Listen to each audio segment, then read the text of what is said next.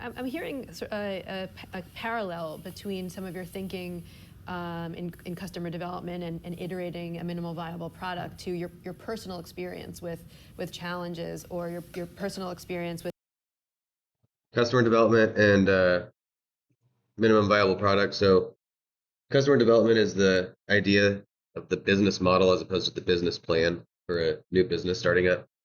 Instead of writing a plan about how you're going to get shit done, you create a model and you answer a number of different questions about the model. You can look it up. It's called The Business Model by Alexander Oschenwalder. You got a weird last name, you'll find it. But the crux is that you have to find product market fit, meaning you have to find like who is it for, and then what are you building, right? And the only way to answer that question is to talk to customers. So the idea is to get a minimum viable product that allows you to talk to customers as fast as humanly possible and as cheap as humanly possible. Because if you talk to customers and they don't like your shit, what's the point of building the rest? And that's the idea in a nutshell. So things that could seem like a setback and might make you leave what you're doing. In other words, when you're developing a product and you get negative feedback, rather than interpret it as the end of the world, interpret it as this big opportunity to change and adjust and create something, and you apply that thinking to your personal life. Is that right? That's an astute observation, and it not only applies to me, it's actually a bigger observation about founders. Not about employees of early stage companies, but founders. You know, we use the word resilient, and what you just heard was a story of someone being resilient, of integrating the failures into this, but that is a characteristic of entrepreneurs. But I'm about to make another connection that I'm surprised people don't make. It's a characteristic of artists as a class. If you really think about it, you know, artists are driven not by success, but by the need to take something inside, whether it's I hear something that no one else hears, I see something, you know, or I envision a play or whatever. There are a class of people who are wired for creation.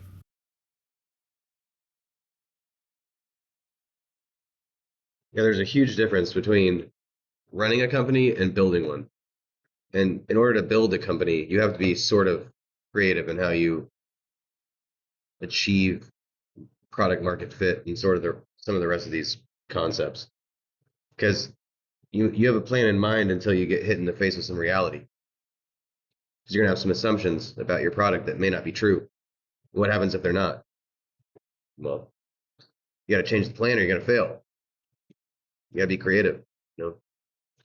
So, yeah, interesting. They're just different than everybody else's mindset, who are wired for execution or, you know, some entertainment or something else. And because they're driven by this passion for creation, that passion will get them through. You know, like my co-founder quit, my biggest customer decided, you know, pull the order and whatever, or people hated my paintings, that they thought my latest music sucked. It doesn't matter. You keep going. You keep going, not because you're resilient for the sake of resilient, but you're resilient for the sake of you got a bigger vision than just that moment in time. Because if you let those moments of failure get in your way, as an entrepreneur, as a founder, you'll quit the first time the stuff hits the fan. Another true statement. I mean, you know, you have to roll with the punches when you're building a company. I mean, that's the whole idea. Is you roll with the punches and you have to kind of get through skill check in order to build something. I mean, that's the only way. And typically people who are from these backgrounds are, you know, they're typically used to dealing with those types of of skill checks, you know. So they'll go more into detail.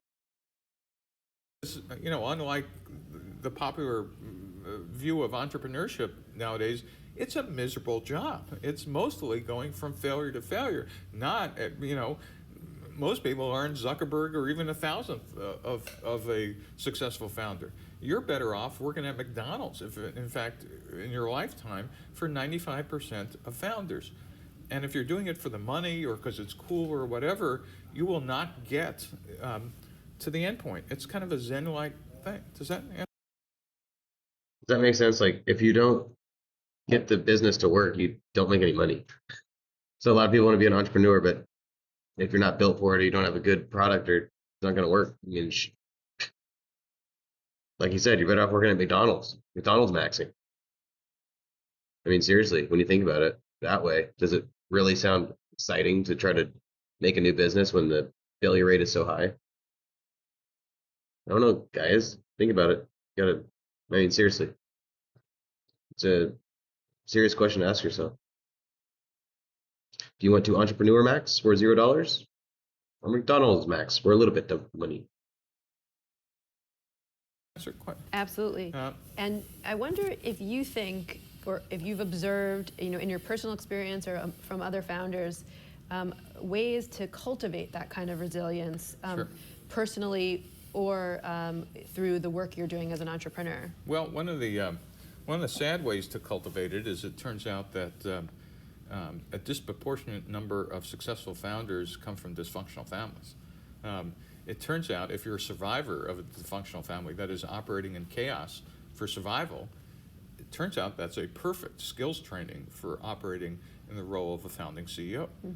There's nothing predictable about an early stage venture. And I mean, you can read all the books and watch all these videos and whatever, but until you encounter that chaos, you have no idea what it is. And I remind founders who come from dysfunctional families is that probably for the first time in their lives, they have a competitive advantage. And if you've come from a normal, everything, is kind of set and your life is you're going to be a little surprised because that's not what this is not a day job. It doesn't mean you can't run a startup if you haven't had that training, but you ask, what kind of skills training? Turns out if you've been in combat, which is why I think veterans or people who've been in the military have an unfair advantage of, trying to work through a situation where here is the book, but the situation on the ground looks nothing like that. You've got to make it up in real time. And if you're not comfortable doing that, if you can't assess a situation, assimilate the data, figure out what pattern, and then move, you don't have time for, meetings and decisions and whatever. Because in a startup, the other thing that's never, I think, been adequately understood and described, there's a sense of urgency because you have a gun to your head. And that gun to your head is called burn rate.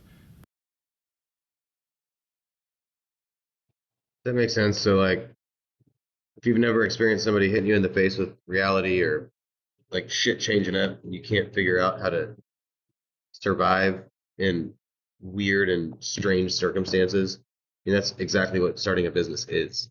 It's just a bunch of weird circumstances. You trying to just figure it out and roll with the punches, and that's typically what you have to do in a dysfunctional family. I was in one of those, so I got my training pretty early.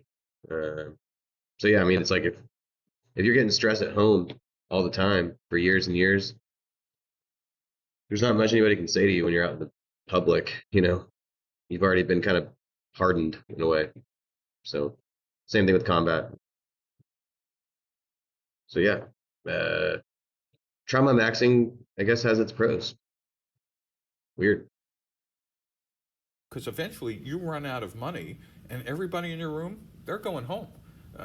That's very different than anything people have encountered in large companies or in your personal life, unless you come out of those chaotic situations. Yeah. And by dysfunctional families, there's another case where I see it from my foreign students.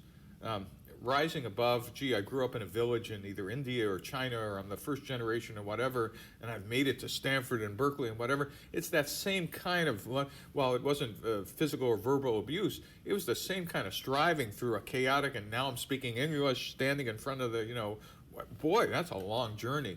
That's also great training for,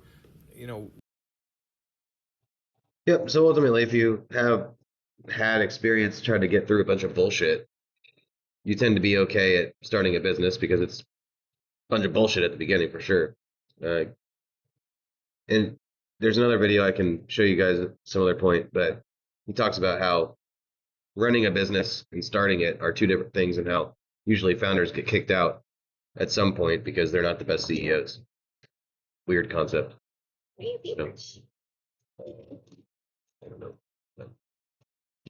So yeah, this guy is really, really awesome for anybody trying to start a business.